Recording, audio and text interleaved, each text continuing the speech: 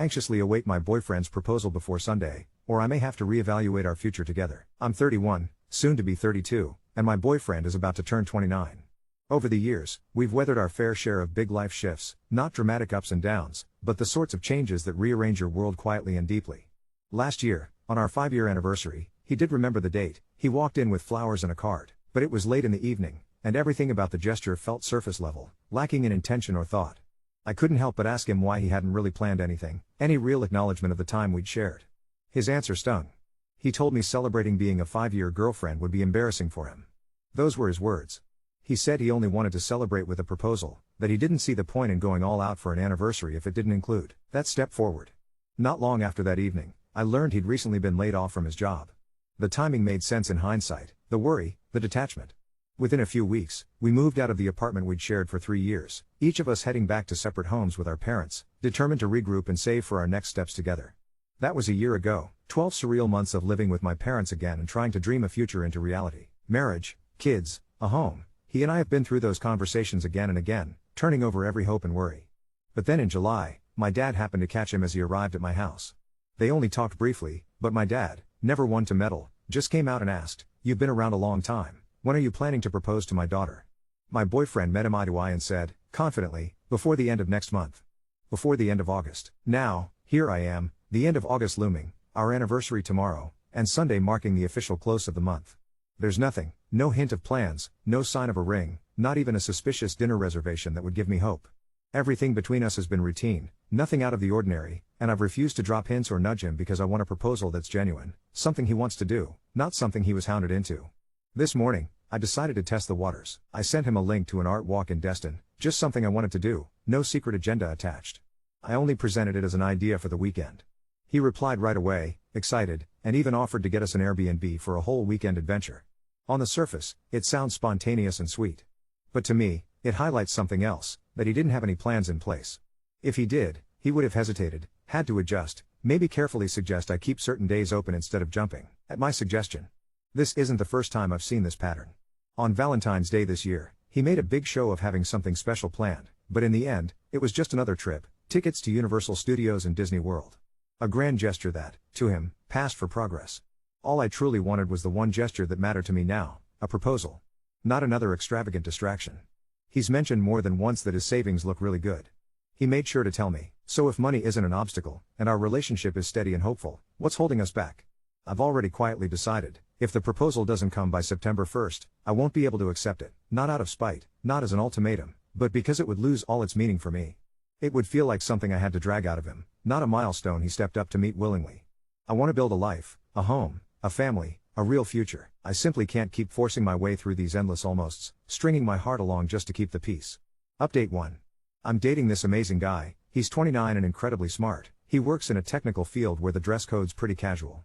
But there's one thing about him that always catches me off guard and, honestly, makes me question things a bit. His mom is still the one who buys all of his work clothes and underwear. He's her only child, and she can be a little overbearing with the way she takes care of him. For holidays like Christmas, she'll actually go out and buy these huge packs of underwear, not just for him, but for her husband too. It's become this weird, ingrained routine that she's basically done his whole life. As strange as it sounds, my boyfriend has never gone out to buy his own underwear or work clothes. Never. I've mentioned it a couple times, but every time I do, people tell me it's no big deal, that he's just lucky his mom still looks out for him and does these things. And sure, she's not constantly shopping for him, it's really just something she does here and there throughout the year. Still, I can't help but wonder how others would feel if they were me. What would run through your mind if you knew your boyfriend let his mom buy his underwear? Because honestly, I'm not sure if this is just sweet, or if it's crossing into strange territory. Update 2. He told me, verbatim, that by our next anniversary, I wouldn't just be his girlfriend, that he would 1000% be proposing by then. He looked my father in the eye and said the same thing. This wasn't me reading between the lines or dropping hints, these were his own words. I held on to them, replayed them in my mind. I built my hopes on that promise. Now, today rolls around, this is supposed to be the day. He sends me a sweet good morning text, and before I've even shaken off sleep, he's already arranged a massage for me at 5 p.m. Later, he makes dinner reservations at one of our favorite restaurants for 8:30 p.m. But then I check, the restaurant closes at 9 p.m. That feels off. My heart skips, the logic just isn't adding up. Is this really how someone sets the stage for a proposal, the big moment, when we'll barely have time to eat dessert before being rushed out the door? I asked him if he meant 7:30. Instead, nudging him gently, trying to keep things light. He just replies, "Nah, but I can move it up earlier if you want." The casualness stings just a little. He only called the restaurant earlier this afternoon, nothing grand or ahead of time, no special planning in advance, nothing to signal that tonight is the night. My mind starts to spin. I can't help but sit here and wonder, if he doesn't propose tonight, is it unreasonable for me to consider leaving him? There are a few days left, in August, sure, but he was so adamant, so confident, that this would happen by now. When someone you trust gives you a timeline and you stake your heart on it, is it so wrong to walk away if that timeline never arrives? Am I being unreasonable or just honest with what I need? I'm trying not to spiral, but my nerves are stretched thin. There's still dinner to come, an evening ahead, but deep down I can already feel myself preparing for disappointment. And if that disappointment hits, I have to start preparing for what comes next. Update 3. Yesterday was our anniversary. He had planned a dinner at one of our favorite restaurants, and earlier in the day, he surprised me by telling me he'd booked a massage for me and that we had 8:30 reservations. When he arrived at my house, he was holding a big bouquet of flowers and, tucked into his hand, was a David Yurman bracelet I'd had my eye on. But the way he presented it to me made my heart sink. He didn't look me in the eye, just passed the bag off quickly, mumbling something about needing to change before heading straight to the bathroom. I thanked him, but inside I already knew, an expensive bracelet given without fanfare, barely a glance exchanged, tonight wouldn't be the night he proposed. He kept telling me how beautiful I looked, how much he loved the color I was wearing. I'd put real effort into how I looked for our anniversary, and I could tell I looked good, but when I glanced at him, what I saw wasn't joy or anticipation. Instead, there was a sadness or disappointment in his eyes, something somber weighing him down. And, in a strange way, I could sense him picking up on my sudden quietude right after I'd accepted the bracelet. We made our way to the restaurant, but the energy between us was off. He tried to make small talk, but I just couldn't engage. I found myself reflecting his mood. Eventually, I couldn't take the silence and tension anymore. I asked him why he was being so quiet, and I brought up the bracelet. Instantly, he grew defensive, insisting that he hadn't meant anything by the way he gave it to me. He was just running off to get changed. But it didn't feel special at all, and I told him as much. I looked him in the eye and asked, straight out, "Are you proposing tonight?" Instantly, disappointment flickered across his face. "No," he replied, crestfallen. That was all I needed to hear. I told him to cancel the food order, that I was ready to leave, and I got up and walked out. The ride home was quiet. In the car, I turned to him and said that I felt like we were done. I said if I stayed, I'd just be wasting more of my time. I asked him, when were you planning to propose, anyway? He stumbled over his words, offering a vague maybe in the next 2 to 3 weeks. That was it for me. I told him he had until today. Beyond that, I was finished. As he pulled up near my house, I barely said anything. I got out, went inside, and a few minutes later noticed his phone location was suddenly off. I texted him not long after and told him to come get the dog and all of his things. He came back, quietly picked everything up, and before he left, we had one last conversation. I told him, flat out, that I was getting older, I'm in my early 30s, and I have been very clear that I'm ready to move forward with my life. He had given me his word, and even promised my father, that he'd propose by the end of this month. Now, all of a sudden, when I asked him directly, he told me probably in the next 2 to 3 weeks. What difference could a couple of weeks possibly make? He said I was wrong to assume he doesn't want to marry me or think he doesn't love me. He insisted he loved me, more than he loved himself, and that he hated that it looked like he was stalling. Then, he brought up something from years ago that caught me off guard, a distant memory of me mentioning a cousin who'd been proposed to with a $10,000 ring. Ever since, he claimed, he thought that was the standard I'd set, what I deserved after waiting so long. But that wasn't true. When I told that story, I'd only meant to express how over the top it was, not that I wanted that myself. I've always told him, and he knows, I don't care about an expensive ring. I'm not materialistic, I just want to move forward, together. I called him out, told him I wasn't falling for that excuse, and I never asked for a $10,000 ring. I know we've faced financial struggles. Last year, he lost his job for a month, we moved back in with our parents, and we're still living there. Our plan was to move out this year. I have been so patient. Living at home should have made things easier, given us more time to save and plan, but none of that changes the fact that he's had ample opportunity. Before he left, I was angry, and I called him a liar. He looked at me and said, if that's what you think of me, then let's just both be done, because there's nothing I can say at this point. And with that, I told him to leave. He hasn't reached out since. It's been 12 hours, and I haven't heard a single word. I'm pretty sure he's deleted all my pictures. I turned off my location too, and so, here I am, just sitting with all of it. I lost my mom to cancer last year. My dad is getting older. I'm not trying to live for my parents, but it cuts so deep, knowing my mom will never see me get married or have kids. I spent 6 years with this man, 6 years of my life. And now, it's just over. I made an appointment with my old therapist. I haven't seen her in almost a year, but after all this, I need help finding my way through the numbness. Right now, that's all I can feel, just numb. Update 4. It's been 3 weeks since I walked out of that restaurant. 3 weeks of silence, of rebuilding myself piece by piece, of trying to remember who I was before I spent 6 years waiting for someone else to decide my future was worth committing to. I started therapy again. My therapist reminded me that grief comes in waves, and losing a relationship, especially one where you'd invested so much hope, is its own kind of death. Some days I felt strong, empowered even. Other days, I'd catch myself reaching for my phone to text him, forgetting for just a moment that we were over. But then, last Tuesday, something happened that changed everything. I was at Target, of all places, picking up some basics for my new apartment. I'd finally found a cute one-bedroom about 20 minutes from my dad's house, small, but mine. As I was comparing laundry detergents, I heard a familiar laugh from the next aisle over. My stomach dropped. It was him. I peered around the corner and froze.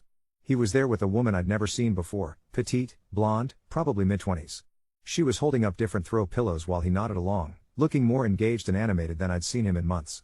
They looked comfortable. Domestic. Like they'd done this 100 times before. The woman wasn't just some random friend, either.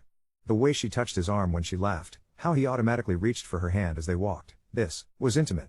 This was established. I stood there, hidden behind the toilet paper display, watching the man I'd spent 6 years with shop for home decor with another woman just 3 weeks after our relationship ended. 3 weeks. The math wasn't adding up, and suddenly, so many things from the past few months started making horrible sense. Those late nights he claimed were work projects.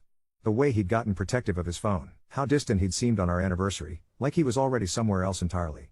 The sadness in his eyes that night, I'd thought it was about disappointing me, but what if it was guilt? I managed to slip out without them seeing me, but I couldn't stop shaking. When I got to my car, I did something I'm not proud of. I called his best friend, Mark. Mark and I had always gotten along well, and if anyone would know the truth, it would be him. "Hey," I said, trying to keep my voice steady, "I just saw him at Target with someone. How long has this been going on?" The pause was so long I thought the call had dropped. Finally, Mark sighed. "Shit. I was hoping you wouldn't find out like this." My heart shattered all over again. "How long, Mark?" "A few months," he admitted quietly. "Maybe 4? Look, he was really torn up about it. He said things with you guys had been stagnant for a while, and he met her at that conference in Tampa back in April. He didn't plan for it to happen. 4 months. Our anniversary was in August. By the time he was telling my dad he'd propose before the end of next month, he was already seeing someone else. Every conversation we'd had about our future, every promise, every moment I'd spent agonizing over whether to stay patient, all of it was happening while he was building something new with her. "Does she know about me?" I asked. Another pause. "He told her you guys were basically roommates at that point, that it had been over for a while, you just hadn't made it official." Roommates. 6 years, and I'd been downgraded to a roommate in his version of events. The worst part? I wasn't even angry. I was relieved. All those months of second-guessing myself, wondering if I was being unreasonable or impatient, it turned out my instincts were right. He wasn't planning to propose because he was already planning his exit. I'm back in therapy twice a week now, working through not just the breakup, but the betrayal. The gaslighting. The way he let me blame myself for our stagnant relationship when he was the one who'd already checked out. My dad doesn't know yet about the other woman, but he's been incredible through all of this. Yesterday, he told me something that made me cry, the good kind of tears. He said, "I'm proud of you for knowing your worth. Your mom would be too." I've been on exactly one coffee date since then, nothing serious, just testing the waters with a guy I met through a friend. It felt strange, sitting across from someone new, but also promising. Like maybe there's a version of my future that doesn't involve waiting around for someone else to decide I'm worth celebrating. Some nights, I still wonder what would have happened if I'd stayed patient, if I'd given him those extra 2 to 3 weeks, but then I remember the look on his face when he was shopping with her, and I know I made the right choice. I deserve someone who was excited to choose me, not someone who needed to be convinced. Update 5. It's been 2 months since I saw him at Target with her, and I thought I was finally moving forward. I'd been seeing Jake, the guy I met through my friend, pretty regularly. Nothing serious yet, but he was kind, attentive, and most importantly, he actually seemed excited about the possibility of a future with me. We'd been on 6 dates, and for the first time in a long time, I felt like I could breathe again. Then, last Friday night, everything came crashing down in the most unexpected way. I was at my friend Sarah's housewarming party when I got a text from an unknown number. The message was simple: "Can we talk? It's important." No name, but somehow I knew.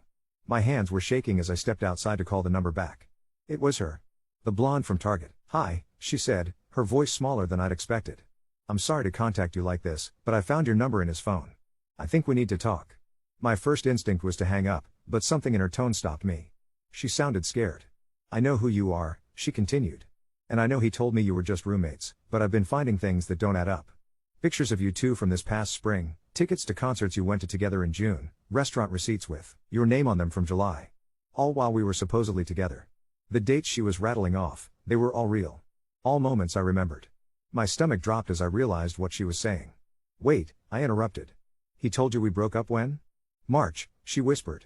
He said you'd been broken up since March, just living together for financial reasons until you could both move out. I felt like I was going to be sick. March. We were still very much together in March. We'd gone to my cousin's wedding together in April, the same month he apparently met her. I'd been planning our 6-year anniversary celebration throughout the summer while he was telling her I was just a roommate. Listen, she said, and I could hear her crying now. I found something else. A jewelry receipt in his car console from last week. For an engagement ring. The world stopped spinning. What? It's from last Tuesday. A $3,200 ring from Shane Company. I confronted him about it tonight, and he told me it was for you. That he was going to try to win you back. I couldn't speak. Couldn't breathe. After everything, the lies, the betrayal, the way he'd let me walk away thinking I was crazy for having expectations, he was going to propose to me? While dating her? I broke up with him an hour ago, she said quietly. I thought you deserved to know, and I thought you should know that if he shows up at your door with that ring, it's not because he suddenly realized he loves you. It's because he got caught. I hung up and immediately called Mark. When he answered, I didn't even say hello. Did you know he was going to propose? The silence told me everything. Mark, I swear to God, if you lie to me right now, he bought the ring last week, he admitted.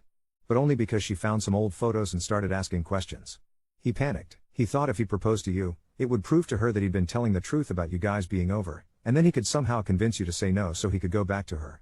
The manipulation was breathtaking. Even his proposal, the thing I'd wanted more than anything, was going to be a lie designed to protect his relationship with someone else. I'm writing this from my new apartment, where I've been hiding out all weekend with my phone turned off, because sure enough, he showed up at my dad's house yesterday morning with flowers and a ring box, asking to talk to me. My dad, who still doesn't know about the other woman, was confused but told him I wasn't there. I don't know what happens next. Part of me wants to text Jake and explain why I need to take a step back. He doesn't deserve to be dragged into this mess. Part of me wants to drive to my ex's apartment and tell him exactly what I think of his scheme. But mostly, I just want to disappear for a while and remember what it feels like to trust my own judgment again. Because if there's one thing I've learned from all of this, it's that my instincts were right all along. When someone shows you who they are, believe them the first time. Update 6. It's been a month since I disappeared into my apartment with my phone off, and I thought the worst was behind me. I was wrong. 2 weeks ago, I finally reached out to Jake to explain why I'd gone radio silent. I owed him that much. He'd been nothing but respectful and genuine with me. We met for coffee, and I told him everything. About the 6 years, the broken promises, the other woman, the manipulative proposal scheme. I expected him to run for the hills, but instead, he just reached across the table and squeezed my hand. I'm not going anywhere, he said. But you need to heal first, and I'm willing to wait for that. For the first time in months, I felt like maybe I could trust someone again. We decided to take things incredibly slow, just coffee dates, long walks, nothing pressure-filled. It was exactly what I needed. Then, this past Tuesday, everything exploded. I was at my dad's house for dinner when there was a knock at the door. Dad went to answer it, and I heard raised voices from the entryway. When I walked over, my ex was standing there, but he looked different, thinner, disheveled, like he hadn't been sleeping. His eyes were red-rimmed and desperate. I need to talk to you, he said, trying to push past my dad. Please. Just 5 minutes. My father stepped between us. She doesn't want to see you, son. You need to leave. That's when my ex completely lost it. He started yelling about how he'd made a mistake, how he'd been an idiot, how he'd do anything to fix things, but then he said something that made my blood run cold. I broke up with her weeks ago.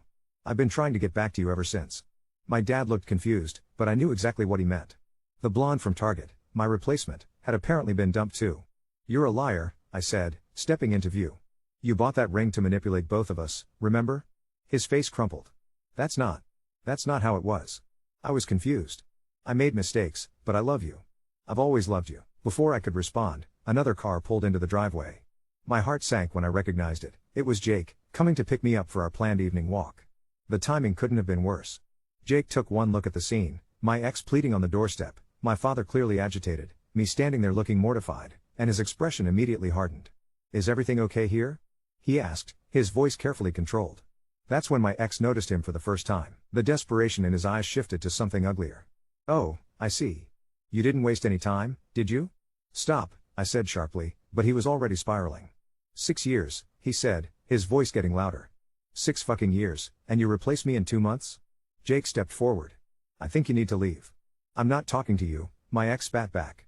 Then he turned to me with a look I'd never seen before, pure venom. You know what? Maybe I should have proposed to her instead, at least she appreciated what she had. The cruelty of it hit me like a physical blow.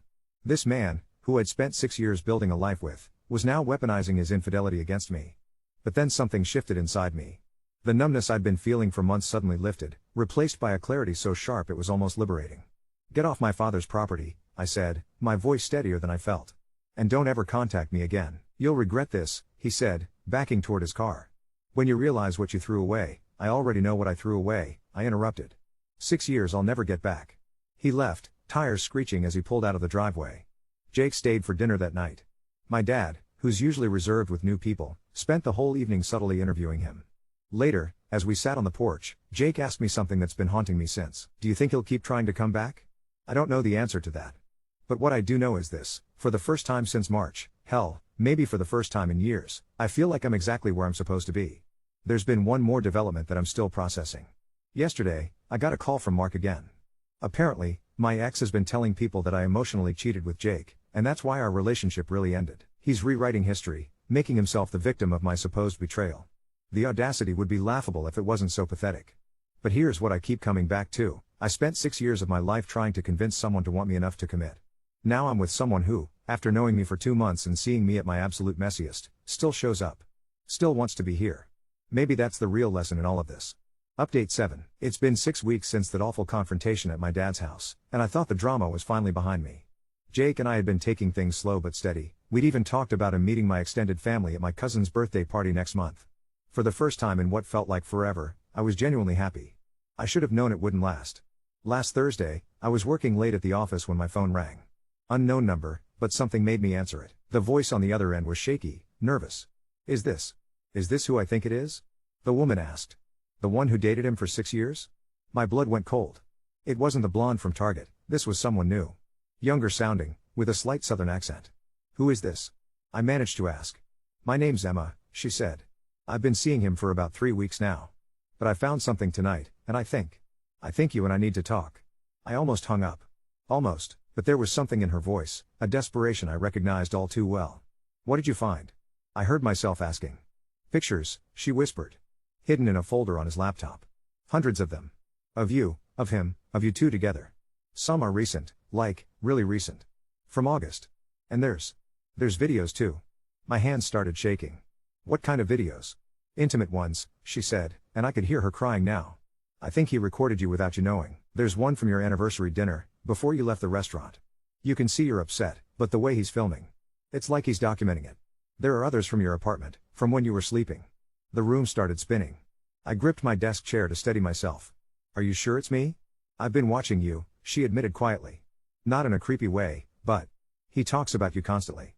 Shows me your social media, compares me to you. I know what you look like. These videos. Some of them have timestamps from last month. While we were dating. The timeline wasn't making sense. Last month would have been well after our breakup, after I'd moved into my new apartment. How could he have videos of me sleeping in my new place? Emma, I need to ask you something, and please be honest. Has he ever been to your place overnight? Like, stayed the whole night? No, she said immediately. He always leaves before midnight. Says he has early morning gym sessions, but now I'm wondering. The pieces were clicking together in the most horrifying way. My apartment complex. The maintenance requests I'd been putting in for my bedroom window that wouldn't lock properly. The super who kept saying he'd fixed it, but it would stick again within days. The way my things sometimes seemed slightly moved when I came home from work. Emma, what does he drive now? A dark blue Honda Civic. Why? My neighbor had mentioned seeing that exact car parked across the street several times in the past few weeks. Late at night. I'd assumed it belonged to someone visiting the complex. I think he's been breaking into my apartment, I said out loud, the words sounding surreal even as I spoke them. Oh my God, Emma breathed. What do we do? That night, I called the police. Filed a report. Changed my locks. Installed a security camera, and I called Jake, who dropped everything to come stay with me. When I told him what Emma had discovered, I watched his face cycle through disbelief, rage, and finally, a protective determination I'd never seen before. We're going to the police together tomorrow, he said. And I'm not leaving you alone until we figure out how long this has been going on. The next morning, Emma met us at the police station. She was younger than I'd expected, maybe 24, with wide eyes and the kind of innocent trust that made my heart break for her. She'd brought her laptop, and together we went through everything she'd found. The detective, a middle-aged woman named Rodriguez, went very quiet as she scrolled through the files. There were indeed videos of me in my apartment, sleeping, changing clothes, having phone conversations with Jake. All filmed from outside my bedroom window, all timestamped from the past month and a half. This is stalking, Detective Rodriguez said simply. And depending on the nature of the other content, potentially revenge porn possession if he shared any of this. Emma spoke up then, her voice barely above a whisper. There's something else. He has a whole group chat with some of his friends. They call it the collection. I found screenshots on his phone. The bottom dropped out of my world. Screenshots of what? Of the videos. And photos from other girls too. I think there might be more of us. Detective Rodriguez leaned forward. Emma, we're going to need access to everything you've found. And we're going to need you to help us figure out who these other women might be. As we sat there in that sterile police station room, I couldn't help but think about how differently this story could have ended. If I'd stayed patient like everyone told me to. If I'd accepted that ring when he showed up at my dad's house. If I'd convinced myself that his promises meant something. I would have married my stalker. The investigation is ongoing now. They arrested him yesterday morning at his parents' house. Apparently he'd moved back in there after Emma broke up with him. Jake has been incredible through all of this, never once making it about him or pressuring me to move faster than I'm comfortable with. But here's the thing that keeps me up at night. Emma asked me a question before we left the police station that I can't stop thinking about. If he was doing this to you, she said, what was he planning to do to me? I don't think I want to know the answer to that.